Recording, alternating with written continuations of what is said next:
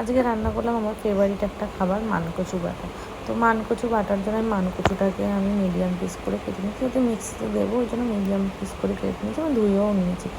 এরপরে আমি কী কী দিয়ে রান্না করব, এটাকে বাদাম, ওদিকে হচ্ছে সর্ষে, শুকনো লঙ্কা, কাঁচা লঙ্কা, এদিকে হচ্ছে নুন নিয়েছি, লবণ নিয়েছি, এদিকে কয়েকটা রসুন নিয়েছি। তো এই কটা জিনিসে আমার হয়ে যাবে মানকচু বাটা। তো প্রথমে আমি এই কটা জিনিসকে ভেজে নেবো। তো তেল কড়াইতে চাপিয়ে দিয়েছি আমি। তো এর মধ্যে রসুন দিয়ে দিলাম।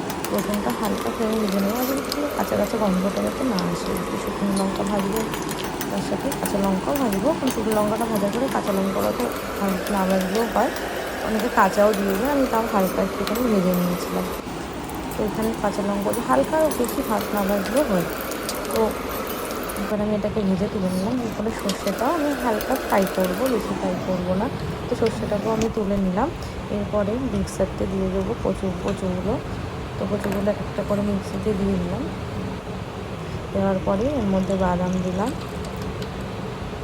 আর যে কটা আমি ভেজে রেখে দিয়েছিলাম সেই জিনিসগুলোও দিয়ে দিলাম আমি। দেওয়ার পরে নুন দেবো, স্বাদ অনুসারে নুন, যে যতটা নুন সেরকম অনুসারে নুন দিয়ে দেবে। তো আমি হালকা একটু চিনি দিলাম। তো চিনি মিষ্টি যদি হালকা মিষ্টি নাও খায় তো নাও অ্যাড করতে পারে। তো আমি তারপরে হালকা একটু জল দেবো, নাহলে ভালো করে একটু পেস্ট হবে না, ওই জন্য আমি হালকা করে অল্প করে একটু জল দিয়ে দিলাম। জল দেওয়ার পরে পেস্ট করতে আমি নিয়ে চলে গেলাম। পেস্ট আমার হয়ে গেছে, দেখেছি কি সুন্দরভাবে পেস্ট হয়েছে মিক্সিতে। তো এবার ওই কড়াইটাতেই আমি হালকা একটুখানি তেল দিয়ে দিয়েছিলাম, ওটাকে ঢেলে দিলাম।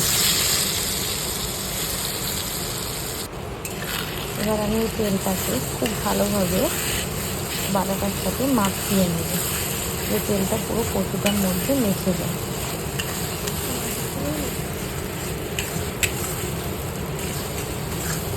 দেখো ভালো করে কচুটার সাথে মাখাচ্ছি, পুরো মেখেও গেছে কচুটার সাথে ভালো করে। যতক্ষণ না এটা একটু লাল লাল হচ্ছে ততক্ষণ আমি এটাকে একটুখানি ভাজবো, আর হালকা একটু তেল বেরোবে, আঠালো হয়ে গেলে এটাকে আমি নামাবো। আমি ভাজতে থাকি এটাকে। এই দেখো হালকা লালচে লালচে হয়ে এসছে, আঠালোও হয়ে এসছে।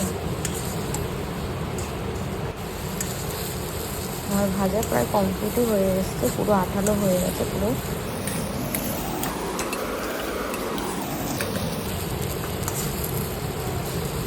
ব্যাস আমার কচু রেডি হয়ে গেছে। এবার রান্না এবার পুরো রেডি হয়ে গেছে। আমি এবার কড়াই থেকে এটাকে এবার নামিয়ে নেব। ব্যাস আমার কচু রান্না রেডি।